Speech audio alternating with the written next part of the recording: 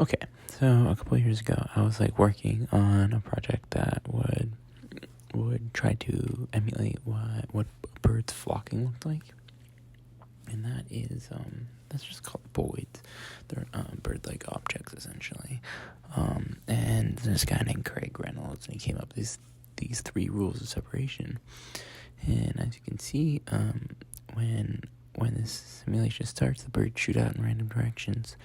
But when they get close to one another, they start to form something that kind of looks like a flock of birds. And probably 2 years ago now, I made this simulation in Vue.js, and I actually went as far as throwing a camera in one of the birds so that you could see, Boids, so that you could see what they were looking at while they were part of this flocking simulation.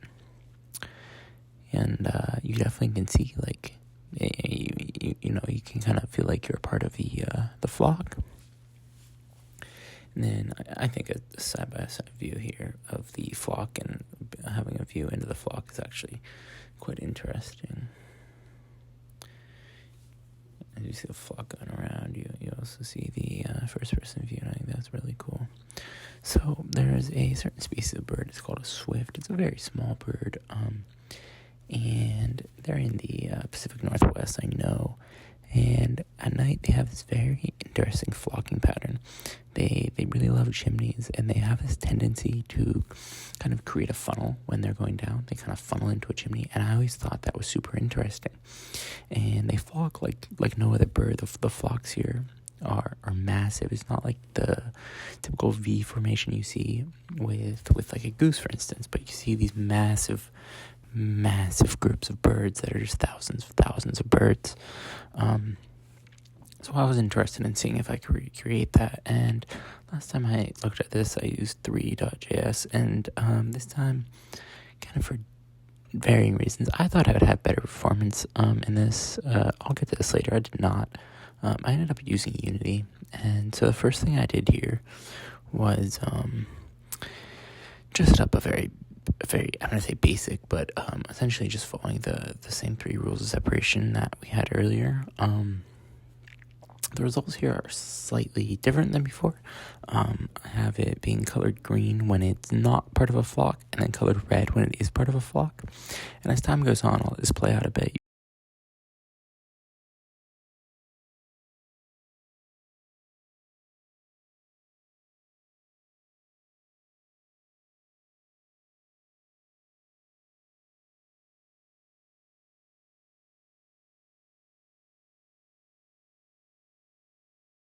You can see that most birds end up becoming part of this flock, and granted, the results are a little bit different. There are a couple reasons for this. First off, the way I ran this, I only was able to simulate about 50 birds before my computer started really like kicking in and telling me stop. And the reason behind that is because I'm simulating full-on physics objects just for pretty much easy, to make it easy.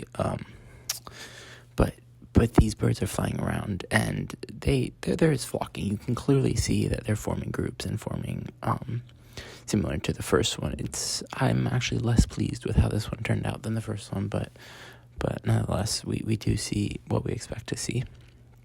Okay, and then I refined my simulation a little bit just for visual. I added some terrain just so that kind of makes every reference point a little bit easier if there's some sort of terrain to look at, I think. And I also put a chimney in there. The only other thing I didn't mention earlier is that I did put a invisible boundary in here, so when they get a certain distance from the center, they're just kind of propelled back to the center, and you'll see that that's done at individual bird level, but when they're in a flock, everyone hits the edge at the same time, essentially, and they all get propelled back towards the center. So that's the changes here. And in this next simulation, I added in the ability for birds kind of to go towards the center. I figured if the birds were able to both align, have cohesion, and separate from one another, as well as go to the center, that we would see kind of more of the funnel pattern that we could see in that earlier Swifts example. And while this alone wasn't quite enough to do it, I did see some results I was starting to like. So in this result, you can see as time goes on that we all get one flock. And the reason for this is likely because now that the birds each had a common directive of going towards the center, they were all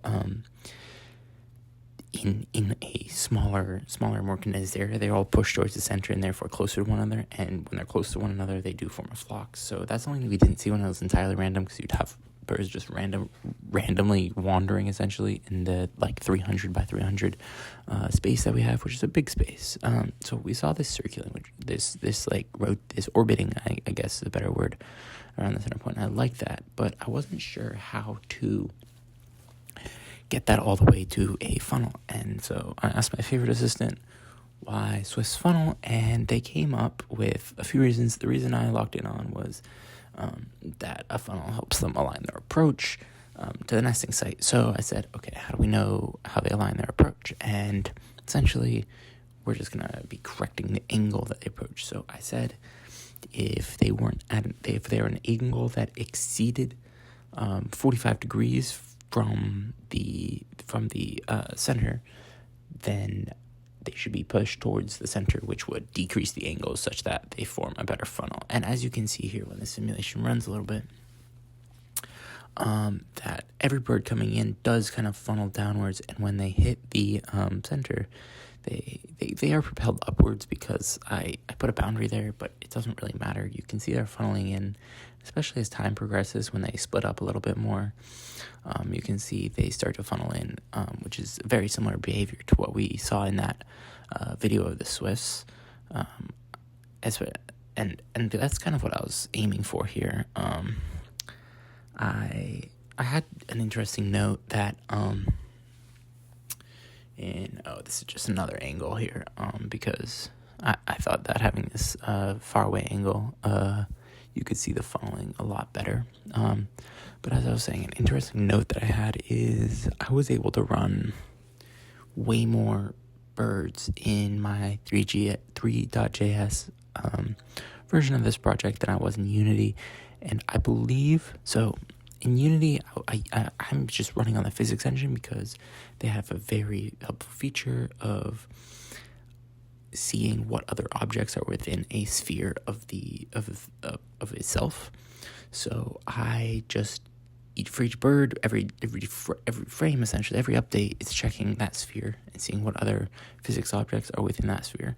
And that's a little bit more compute intensive than what I did in 3.js. I think moving those rigid bodies around and working with a physics engine like that, there's a lot of overhead that I didn't quite have in 3.js. So it's a little bit unfortunate that Unity ran less efficiently than 3.js, and I do like the speed that I was able to have in 3.js. But unfortunately, that just wasn't possible in Unity. So I don't know. I still find this flock to be very interesting, and the number of birds you can simulate. I'm disappointed that I can't get more in Unity, but without spending a lot more time on code, this is the best I'm gonna get. So I don't know, I'm interested in pursuing some more like artificial life projects, but I'm not sure what we'll see next. I'm interested in kind of like neuroevolution. I know there's some neat algorithms I could probably put into a Unity project, which may be what I end up doing next.